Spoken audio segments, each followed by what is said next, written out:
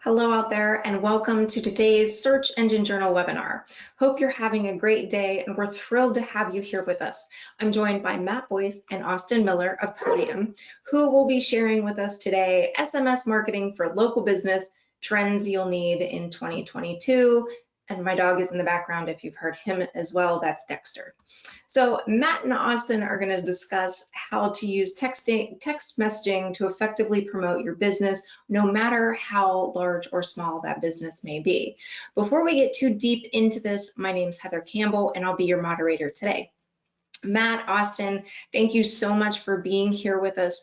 Before we get into some general housekeeping, can you tell us a little bit about yourselves and Podium? Yeah, by way of introduction, Austin and I are both in Utah, and Podium works with over 100,000 local businesses across the US and Australia. And what we've done is we've compiled the insights that we've seen as our company has sent millions of text messages on behalf of businesses. And so we've aggregated those tips and tricks into this deck. And then we also did a research study to bring all those together. So we're hoping that we can share a couple of our personal insights as well as insights that we've seen from our company and answer any questions along the way. Awesome. 100%. Yeah, I work specifically on the marketing teams or on the partner team. So we get to see a lot of different people and use cases from different industries. And we've done a lot of research and pulled these stats together, and we're excited to share those with you.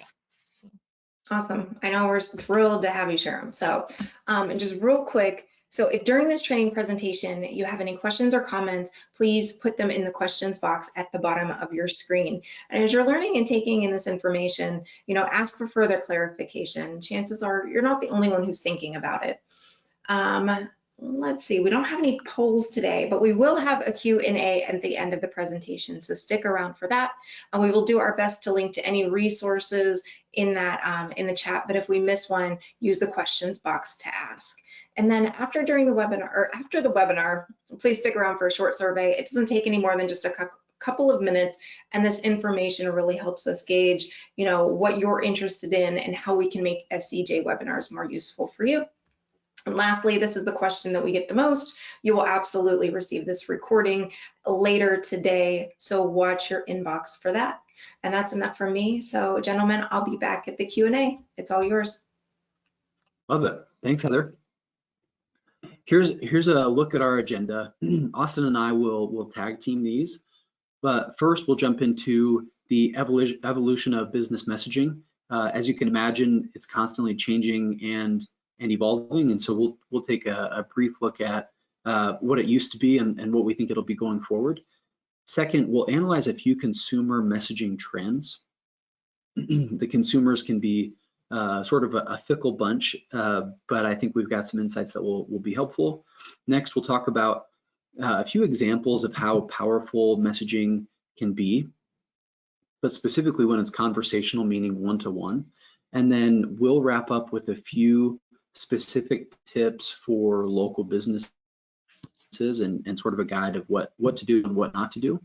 And so, like I said, we've pulled a lot of this data from a survey that we recently did with over 1,000 consumers across the US and Australia. And you can see across the left our demographics for insights. And so we asked them specific questions about what's their preference within texting, how has that changed over time, and then how do they prefer to interact with promotional messages as well. So keep an eye out for those insights as we go through this. Thanks, Matt. Let's start with the evolution of business messaging and kind of talk about, the journey and history here. So we'll start with some of the stats that we've been able to pull. 98% of text messages have a same-day open rate, or it has an open rate of 98%, which is extremely high. So I don't know if you guys remember email marketing like in the 90s. Those were like the heyday of open rates, but those didn't come anywhere close to what text message is getting right now. So almost everyone that's getting a text message is opening it. 18% click-through rate of text messages, which is 6.9 times higher than email. And then 12% of local businesses are using text message as a marketing tool. So that means there's still a lot of opportunity out there, right? Almost 90% of these local businesses aren't tapping into this awesome resource yet. And if you look at below, you'll kind of see the history and evolution of messaging. And I think there's one kind of thread that runs through it all. The new type of messaging that replaces the old one is all about convenience, right? So you start from the telegram, you move to postal mail, from postal mail to catalog, from email, which became, our inboxes became inundated, oversaturated, to text message, which is definitely the most convenient way to respond to a business. Right? So. And it's one thing to jump in on. It's not just that texting is this nice fringe channel. We feel like texting will become as prevalent as email is. And so, there's only 12% of businesses that are really using texting as a marketing tool today. And so we expect that number to get much, much bigger. And so the businesses that adopt texting quickly will have the advantage. 100%. One of our clients based out of LA owns a successful furniture shop there, and had this to say: we have to be thinking about consumers of the future. They are the people who grew up with cell phones and computers. They are very efficient with their time, and we need to be aware of that. And I don't know about you guys, but I definitely prefer, especially like when I have home services people come over to my house, I appreciate a text message saying, hey, we'll be there in 30 minutes. Give me a little time to prep the house or whatever it is. I really appreciate that convenience. Also, with phone calls, if you've ever been put on call waiting with elevator music for 45 minutes, that can be a really painful experience. I love when a company says, hey, would you like us to text you when a representative is ready to reach back out? It really shows me that the brand cares and respects my time and leaves a really good impression that I want to come back to. Yeah, absolutely. Let's jump into some consumer messaging trends. So first, just a quick anecdote from me myself, see if this resonates with anybody. I was recently looking for a new dentist. We've relocated and needed a lot of new service providers. I knew I needed a new dentist. I wanted to go to the dentist. I don't typically want to go to the dentist, but in this case, I had a tooth. I was pretty sure I had a cavity. I needed to get in, and despite wanting to go to the dentist, which no one does, it took me months to actually make that first appointment. And the reason was I was trying to find multiple dentists, and I kept playing phone tag, or it was hard to know if they were accepting patients. There's one dental office specifically, I would call them, between a meeting or when I was out of work, maybe after 5 o'clock, and they were closed starting at 5 o'clock. And so the next day at 9 o'clock, they'd call me back when I was working again. And so finally, the dentist that I ended up going with was someone that I could text back and forth to schedule that initial appointment with. And I've stayed now with that dentist, and I think my whole family will for a long time, simply because they were able to message on my terms. So let's talk about what that means with various consumers. When compared to phone calls, emails, or even Facebook Messenger, texting has a 209% increase in response rate. So that means all the time I'm getting voicemails and calls that I don't reply to, but I get a text and I do reply, and I'm not alone. That's across all consumers.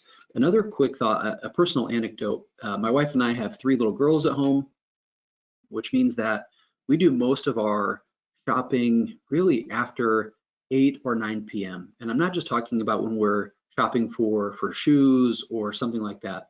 I'm talking about when we're shopping for a new car, looking for home service providers, or even an insurance agent. And so it's not really an option for us to call an insurance agent at 9 or 10 or 11 o'clock at night. And so it's preferable if we can text and they can reply back in the morning. We're much more likely to engage with that business. Next, the consumer preference for texting compared to any other message is 1.8x higher. And so not only is texting more convenient, it's actually preferred against anything else. And here's a final example about that. Our new house, we moved in, and it's got a basketball court in the backyard. Now that sounds cooler than it is. The hoops are 20 years old. The court is cracked and settling. And so I knew I needed to get it repaired. And I reached out to a handful of different companies and providers to try to repair it. And a lot of the providers I was reaching out to were asking for a phone call or some time to come out and see me before they would interact with me at all. And the business that I ended up going with and I'm doing business with is somebody that texted back and forth. I sent them a couple pictures of my backyard. They emailed me a couple quotes. And so the very first time that I actually talked to them on the phone or in person was after I'd paid for my deposit, and they were at my house doing final measurements for the repair. And so kind of interesting how the businesses that are going where their consumers are beating the businesses that are not. And so we see a lot of consumer trends are really changing in the same direction. For sure. And Matt, we expect a highlight video of your basketball moves to be sent to everyone after this webinar. I'll lower the hoops and send out a highlight reel of all my dunks. Awesome. Well, yeah, let's talk about the power of conversational messaging here. So 74% of consumers report that they would be more likely to text with a local business if they knew a real person was on the other side. 50% of consumers report being more likely to respond to a text message from a business if the employee introduces themselves. So here we're talking about personalization. I got a message from someone the other day that said, "Hi, first name." And that was an example of someone trying to be personalized, but it was using a bot or some kind of template gone wrong here. And it really, told me, hey, this person isn't writing me a personalized message here. They're just sending this to anyone and everyone. So when you can really add that personalization, have that person feel like they're talking to someone on the other side, knows their name, making that connection, it's going to have a lot better impact on sales as well as customer service, as evidenced by the numbers here. So I love it. That's so funny.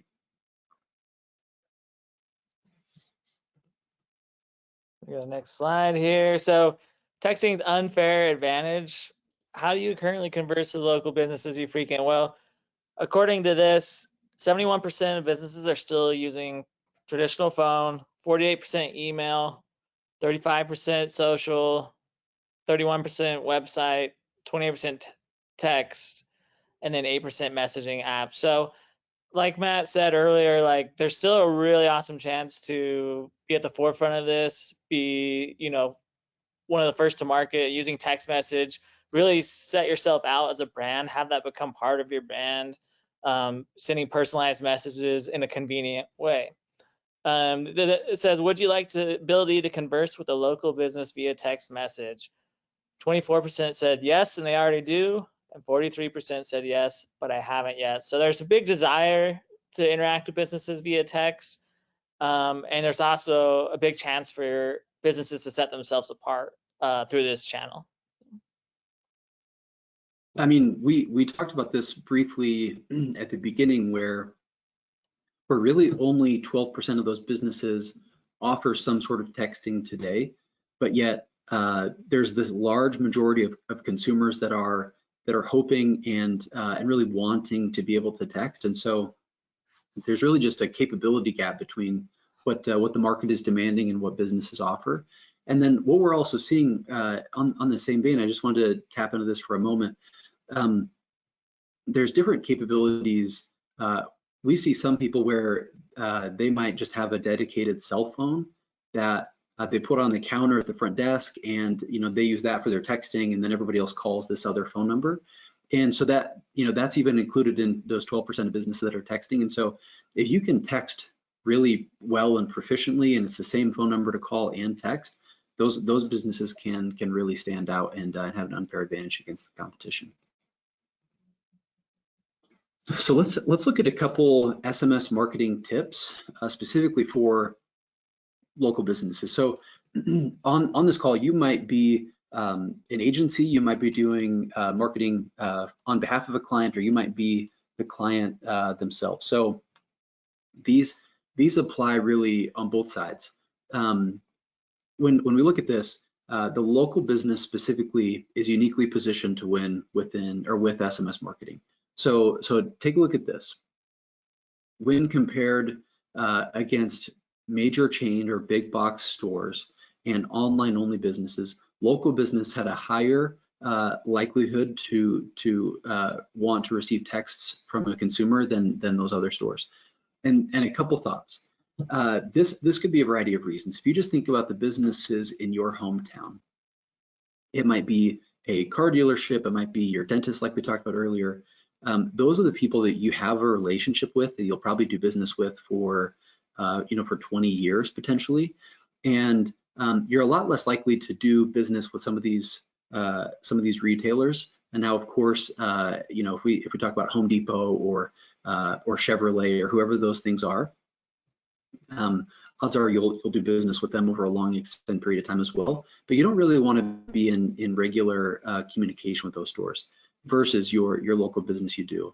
Another thought on the topic of Home Depot. Home Depot has a really incredible mobile app, and very few businesses in the world can build as perfect of an app as Home Depot has built, and it costs millions of dollars a year simply to maintain, let alone to build. And a local business just doesn't have that that resource to offer in most cases.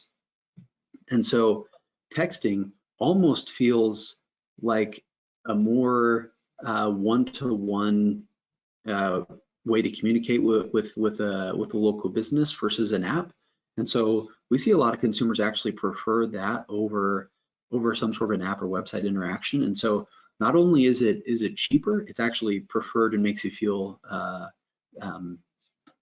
more specialized. And so just to hammer this home, a local business that has the ability to text will do really well, both because it's more efficient for the business, but also that consumer is more likely to opt in, and you're more likely to have an audience. So next, let's talk about SMS marketing practices for a few moments. So from our 1,000 respondents, we said, which of the following types of promotional text messages would you like to receive from a local business? I'll let you read through some of those, but over half of those respondents wanted some sort of a promo or a loyalty offer or benefit. Now, of course, you'd say, well, sure, people just want a discount. Everybody just wants a discount on my prices. However, just consider these are the people that are most likely to frequent your business repeatedly, and these probably are the people that we want to be offering some sort of a loyalty benefit to. And the way to get them to see that without offering it to the entire world is texting it directly to them, where they're very likely to open it and very likely to respond. And so not only do they want it, it's good for your business as well. But if we go down the list, these other types of messages are not insignificant. So about a third of people want inventory notifications if something was out of stock and is now back in stock, or they might want invitations to a special upcoming event. I know a local business in my hometown is doing a meet and greet with Santa this Saturday. And so those are the types of things where you can send out a message and say, hey, come in for this sort of VIP only event, or come in an hour early for a VIP showing, or whatever that could be. Additionally, we've got news and updates about the business. So this could be that we've extended hours. It could be that we've done some improvements to the facility. Come in and take a look. But people want to know how the business is doing. Additionally, people are looking for helpful content related to products or services that they've purchased in the past. So if you can offer that on a specific timeline to say, you bought a sofa here 6 months ago, you probably want some sort of maybe a protective covering with it now, or something else. And then finally, there's some sort of product or service recommendation. So you can say, again, you bought a car, it's about time you have X, Y, or Z serviced, and come back and we'll get that done. And so your business could be totally different than couches or cars. So be thinking of, how is it that I can implement those same types of promo messaging with my customers? Next, I get this question all the time. How often would you like to receive a promotional message from a local business? Where businesses are asking me, hey, how often should I be sending out a message? Now, this is different than your appointment reminder or somebody texting you in a question you're replying. I'm talking about when you say, I've got a list of 10,000 subscribers to my text list, and I'm sending out a push to each of those subscribers. So this is going to vary. Consider your business. If you are, again, a car dealership and you're sending out a daily text about new inventory, my guess is by day 30, you're gonna have a lot of unsubscribes. People probably are not looking and considering a new automobile every day. However, if you're a taco stand and you're just sending out a message once a year, you're also leaving money on the table. And so it really does vary a lot on the type of business you are. So I can't give a single answer that addresses everybody all the time. However, take a look at these messages right in the middle, the 2 to 3 times per week, the once per week, and the 2 to 3 times per month. In general, I would probably recommend once a week or once a month. And then if you're a high volume business, I might consider 2 to 3 times per week. The other thing you can do is segment that out.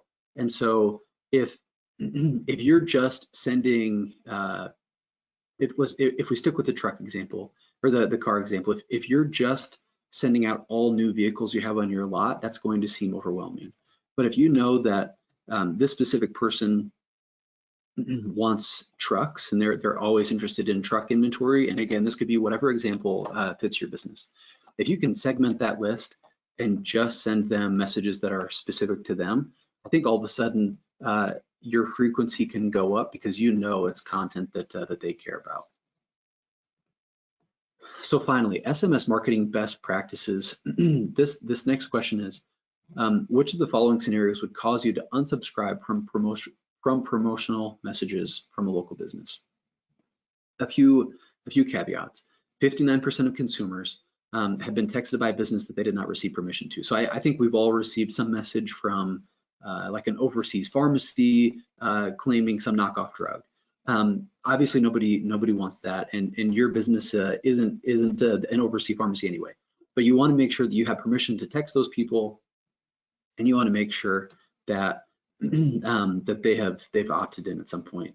Additionally, 61% of consumers would unsubscribe from promotional messages if they don't ever recall signing up for those messages in the first place. And so in your messages, it's helpful to say,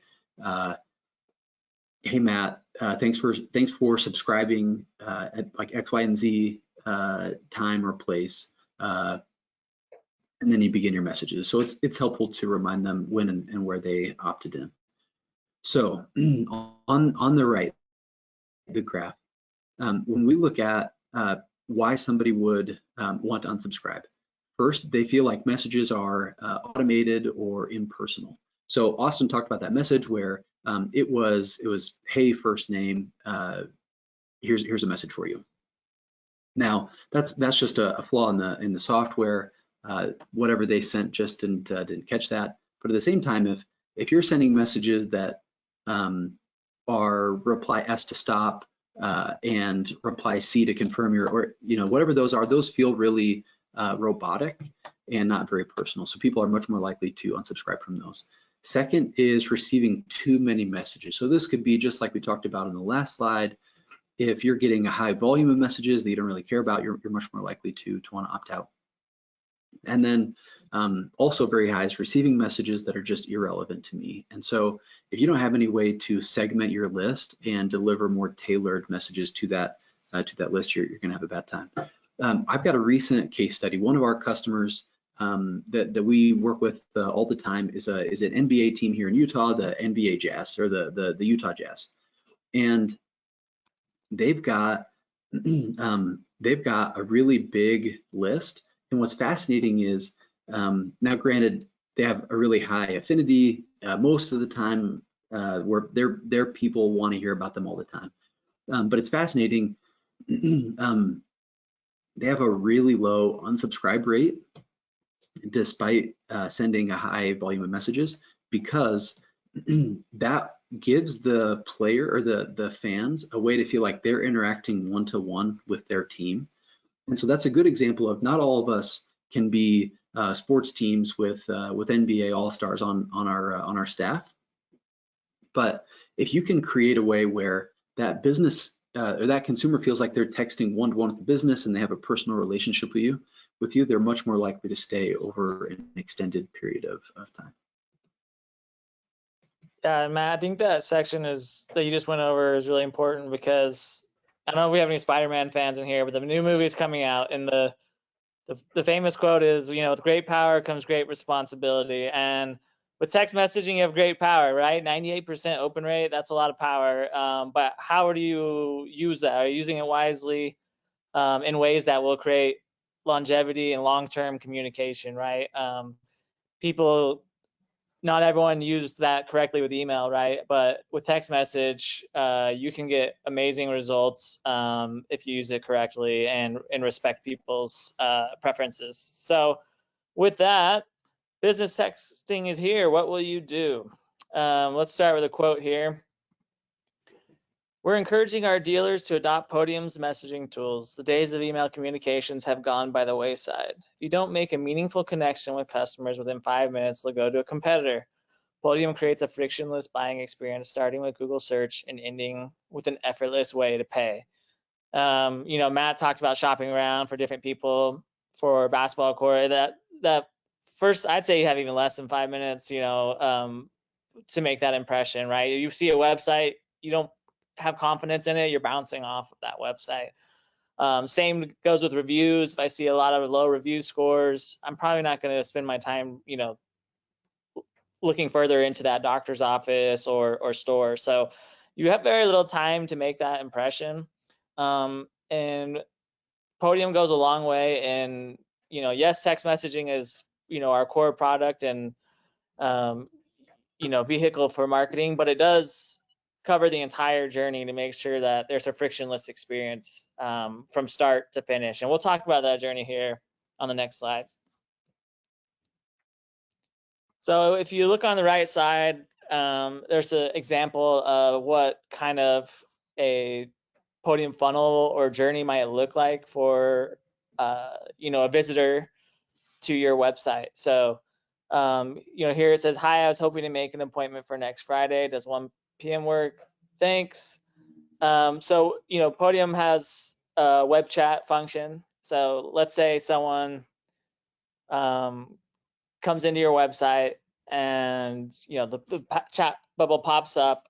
They could set an appointment there or ask a question about some of your products. And then you can also text to payment. So Podium, let's say they find a product that works or an appointment time, you want to send out the payment to them, you can do that directly to their phone, to their text message, and they can pay that way. Matt mentioned earlier kind of, maybe the example of Home Depot having to build out their own custom personalized app. You got to log in all your details, payment, all these things. Text message is great because it's already on everyone's phone, right? I don't have to download yet another app to do all this. And it feels very professional and frictionless. During the pandemic, especially restaurants, got hooked on this method of accepting payments, was text to payments. After, let's say they pay, they go to the dentist's office, and they have a great experience. Well, now you can send them a text message that asks for them to review their experience, and they can, here we got an example. Someone gave 5 stars. They loved the experience. It's a really frictionless way to ask for a review and a great way to do it, knowing that, maybe if you have, solid indication that that client had a good experience at your store, or your clinic, that would be a good time. Now, and the timing of the text message is very important too, because people are a lot more likely to make a good review immediately after an experience with your company, rather than, okay, 2 weeks later, an email comes into their inbox and they're getting asked to leave a review. That's probably not going to be as effective as if they have a great experience with you and immediately receive a text message afterwards. And that ties back in to this first step where they visit your website. The more 5-star reviews you have that are current and up to date, the more likely someone is to even click on your website or find you when they're searching, a car dealership near me, or whatever industry you're in. It's going to help you reach the search results, get better search results, and reach higher on the Google search engine. So one of the other products that we rolled out recently is campaigns, and this is a real game changer. Matt, can you go to the next slide here? So, this is a real game changer in terms of ROI and generating revenue. It's very similar to email marketing, where you might have a list of 30,000 email subscribers, and you send out a promotional blast. Emails is still very strong in that way, but it's not getting close to that 98% open rate we were talking about earlier, where with campaigns you have an amazing way to get very high open rates and promote a product in mass all at once, right? It's not like someone is individually text messaging every one of these 10,000 people on your list. They're able to do it with a click of a button and reach your entire audience, and promote an event, a special discount, or a brand new product. Two real world examples I'll give are Zero Res Cleaning. This is one of our clients. They have a couple locations in Salt Lake and Dallas, and they offer cleaning for business complexes, apartments, and their first campaign they sent out, they get 5x their ROI and generated 14 appointments within 3 days of their first send. So that was a huge win for them. And they're a smaller business, but it has big impacts for whatever size business you have. Matt mentioned Utah Jazz earlier. They have also seen a huge ROI in using text message campaigns. In fact, we speak to them pretty regularly, and they mentioned that 70% of their ticket sales are happening via text message right now. So definitely more than half of their sales are coming from text message. But it's more than that. We talked about the personalization and the feeling of connecting with a business. They were telling us that they're even getting replies to promotional text messages, and people texting in during games saying, hey, did you see that play? Or what do you think about that coach's call? All these things that indicate that they're viewing the person on the other end text messaging as a friend, as a companion, as someone they can converse with, right? And so the Jazz they're not running away from that. They're leaning into it and replying to these messages and starting dialogue and really engaging with other Jazz fans. And it also can, this can also help during times of, I won't say trouble, but like during COVID, the Jazz started implementing, vaccine card rules to come into the stadium, and some people had a problem with that, and they were able to converse and show empathy through the dialogue of the text messaging,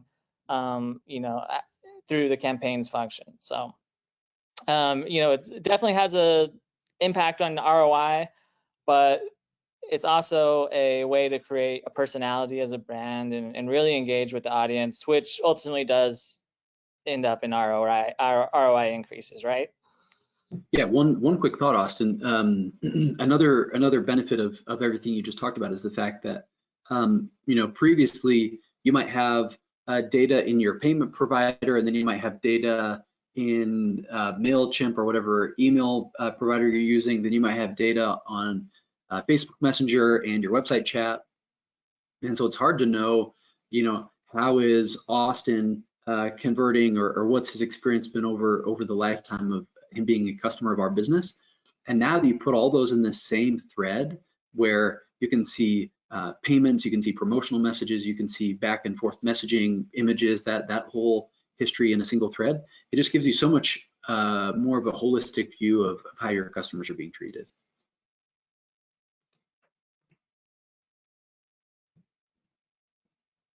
Awesome. Well, that kind of concludes the the rundown of the report and all the information that we were able to gather, surveying our clients. But at the end of the day, I just want to say that, with working over 100,000 businesses, we see the impact. We've seen how these businesses have been able to stand out and create convenience. And both as someone on this side of the table, as someone who has interacted with other businesses using text message, it makes a huge difference in the amount of convenience you're able to provide the end user.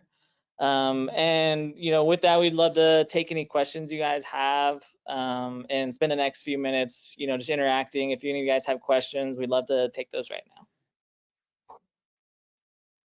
Awesome. All right. Well, that was like really good stuff, guys.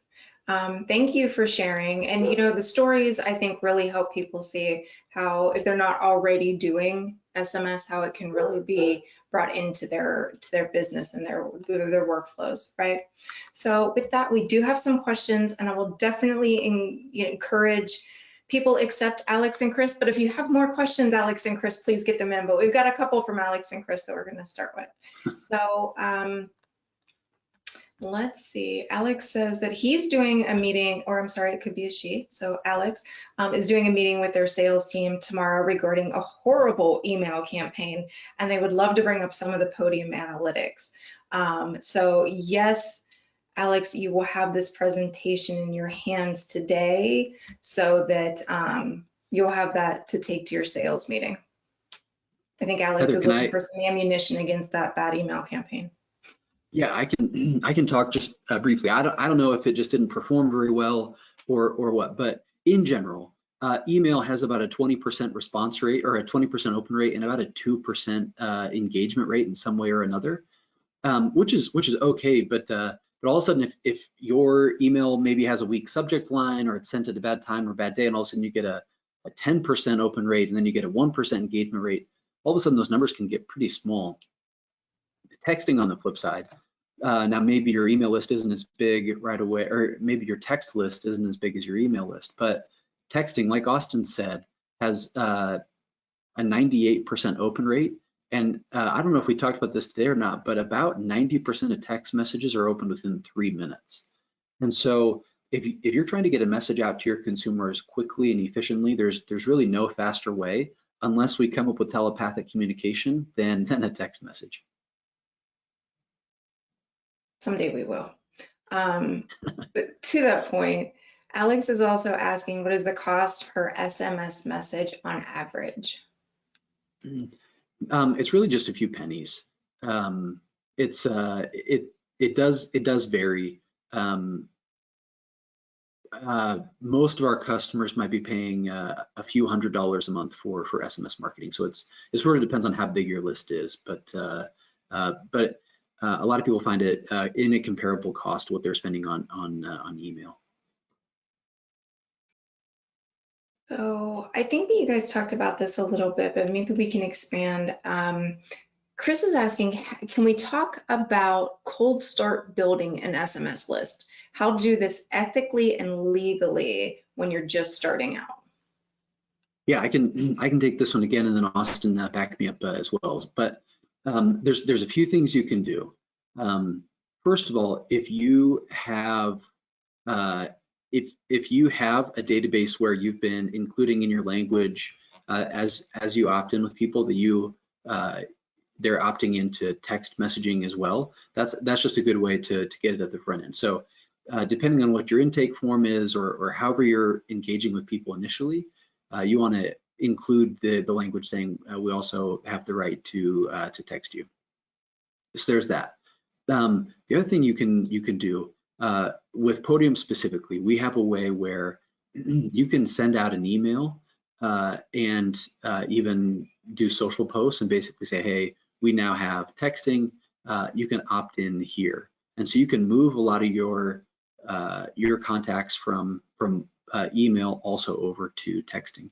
Now, what you cannot do, which I think you hinted at, is you can't simply upload a list and buy a list or take phone numbers out of the phone book or whatever it is and begin texting them. That is effectively spam, and they have not opted in. And so there are ways to build a list. But another thought, you don't have to have tens of thousands of email or text subscribers before you start. We just had one of our customers who's been just texting back and forth with us for a little while. They recently opted into these promotional messages with Podium campaigns, and they sent a message to just a few hundred people, and within about 10 minutes they sold a $2,000 or $3,000 sofa. And so you don't have to have massive numbers before you're actually driving pretty good business results. Yeah, I'll add a few more ways. So email is definitely a great way, right, to have them opt in. Our web chat function is another way, right? So if they pop on your website, the web chat pops up and says, hey, do you have any questions? And then they can enter their phone number there so that you can respond to them that way. Podcast or other, channels you have, you can, have them text in. Paid ads to like a lead form or landing page where you have the ability for them to, maybe in order to download an ebook, they need to enter their information or to get a quote on insurance. That's another way where they can kind of add their information. And finally, we have card readers. So, if you have a physical location or store, they when they swipe their card to pay for a product, they can also opt in to receive text messaging from you. So. Those are some great suggestions. Okay, so James says, great solutions. He's been a fan of texting, and being a small agency, it would be awesome to offer our clients current and potential. Oh, that was just a comment. Great solutions. Okay, sorry, Cool. No question there. Alicia is asking, is character count something you always need to consider? I think character count does matter where you don't want to send these massive messages. In general, we recommend your messages have a strong like some sort of a greeting, basically saying who you are, so you introduce yourself, some sort of a call to action, and then we always recommend you include a link or something to do, or simply say just reply. And so if that ends up being more than a single text message, I don't think that's the end of the world. But where I do see people go kind of afoul is they might write out almost the same thing they would send in an email, where it ends up being 2 or 3 paragraphs, and it's almost this blog post that they're texting out to people, and that obviously has a really poor engagement rate. So I'd keep it brief, but if it spans two text messages, I don't think that's the end of the world. Yeah, I'd say if you have longer form content or something more in depth like that, including a quick, one-liner about this is what it is, here's the link to read more, or get the full report. That's a good way where the people that are interested in getting a lot more can just click onto the website and find out more. Use short links where they can, right? Yeah, for sure. Yep. All right. Would a public, I think the answer to this is probably no, but we'll check with you guys. Would a publicly listed cell phone imply consent? No, they've got to opt into you specifically. Okay, that's what I thought. Does SMS fall into CASL and CAN spam laws? Yeah, there's more about this on our website. you can text a business, or you know, as a business, you can text your consumers. I think a lot of people are afraid to start at all. I would just simply say you can absolutely do it. Businesses do it. A system like Podium will help you keep tabs on who has subscribed and when they have subscribed, which just makes it really simple for you. If you're doing a lot of the system or a lot of this on your own without a specific tool that helps you record opt-ins, you just have to be really careful with that type of thing. Okay. Let's see. So Alex is asking, what are open and click rates compared, like in B2B versus B2C environment? We have not seen a strong difference based on industry. In general, our customers across the board are still seeing the same open rate, whether it's B2B or B2C, and the same thing. We see about roughly a 20% click rate, and so we have a strong engagement rate, whether it's B2B or B2C. Now, the specifics can be if your call to action isn't very strong, or if your campaigns aren't fantastic, that's going to decrease response rates. But specifically, we have a couple agencies that we work with that they use campaigns. Not only do they recommend it to their clients, but they use Podium texting to text with their clients as well. And their simple thought is not only do people want to text with their friends, they also want to text with their businesses. And so they're simply adding another touch point for their clients, and they've had really good success. So I'd say it works well with both B2B and B2C. Yeah, I was actually on a call with a vendor yesterday, salesperson, and they were like, you know, do you want me to call or text you tomorrow for a reminder? There was no third option to not like have communication at all. We were talking, and I was like, yeah, you can absolutely text me. Which brings up a good question from Miriam, who is asking, is consent required for B2B leads? It's the same on both sides. You got to have at some point where they have opted in to message you. Now, oftentimes, if they have texted you, you can reply. But there are almost two things to consider. There's the one-to-one message, which is the consent is different than your one-to-many messages, where you've got you almost got to show them subscribing to receive your promotional messages. And so with Podium specifically, we'll show both your total number of people that you can text with, and then it's probably a smaller number of people that you can send these mass promotional messages with. And so those are separate. Perfect.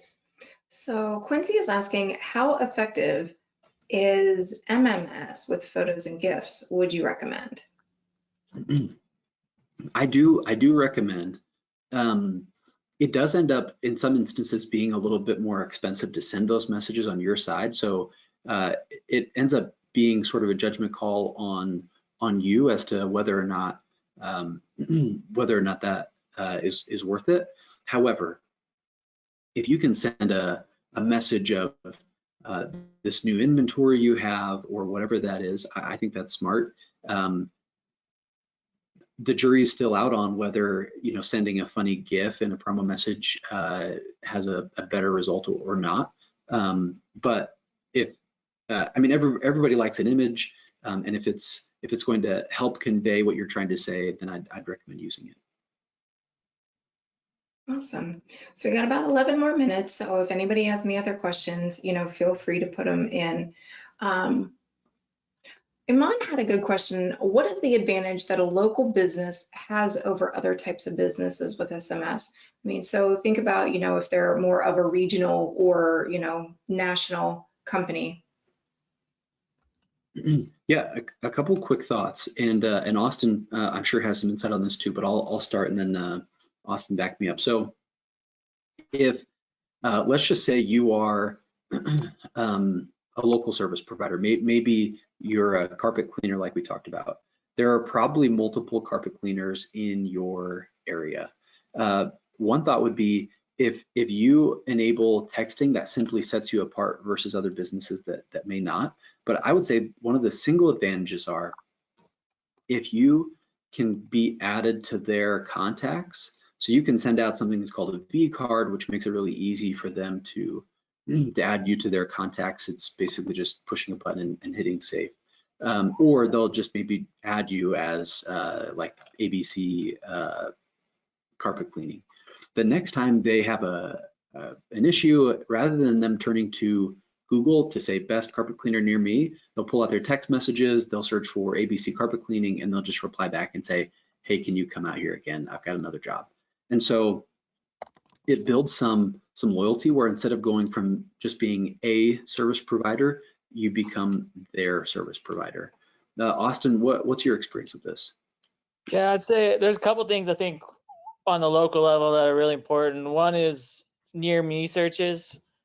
So we talked about the ability to solicit reviews, and that plays a part in Google's algorithm for near me searches. So dentist near me, tire shop near me, anyone searching near me, which is basically how everyone searches, right? I mean, you type in whatever service or product you want near me, and whatever has the most 5-star reviews and is at the top is likely what you're going to click on first.